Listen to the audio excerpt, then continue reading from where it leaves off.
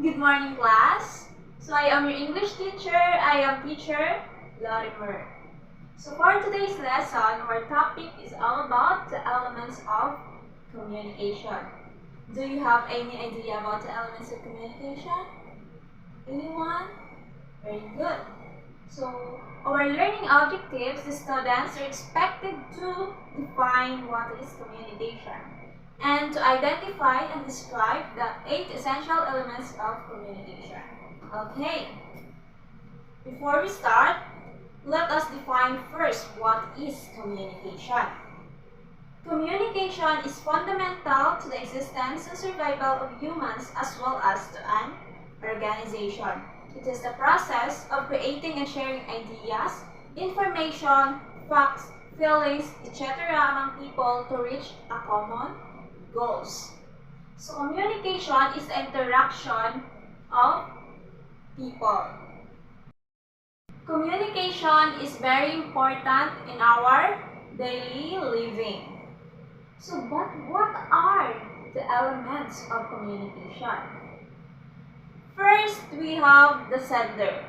The sender or the encoder is the one who generates and conveys the message to the receiver. He is the source and the one who starts a communication or a conversation. Next is the message. The message is the idea, information, view, fact, feeling, etc. that is generated by the sender and is then intended to be communicated further. So the message is the most important element of communication. Is encoding. Encoding is the message generated by the sender is encoded symbolically, such as in the forms of words, pictures, gestures, etc. before it is being conveyed. Next is media. When we say media, it is the manner in which the encoder's message is transmitted. The message may be transmitted orally or by writing. The medium of communication includes telephone, internet, post, fax, etc. The choice of medium is decided by the sender. So when we say media or medium, it is considered as the channel of communication or serves as the pathway of communication. Next, we have decoding. It is the process of converting the symbols encoded by the sender. After decoding the message received by the receiver. Next is the receiver.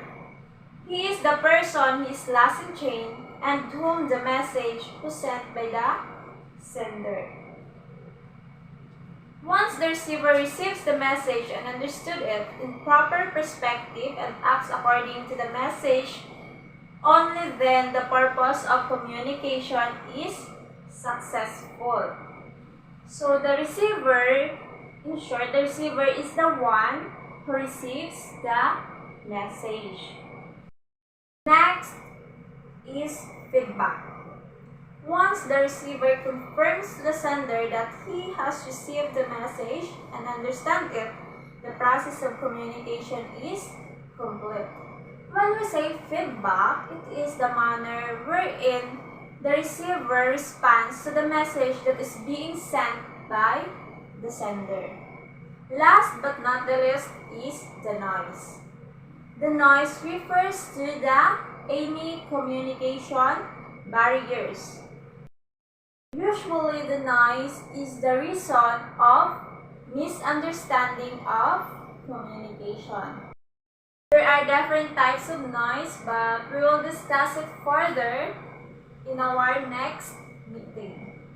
So, for now, I will assign you to make a diagram showing the flow of communication using 8 essential elements and give specific situation or example in each elements. Okay, that would be all. Thank you, class, and goodbye.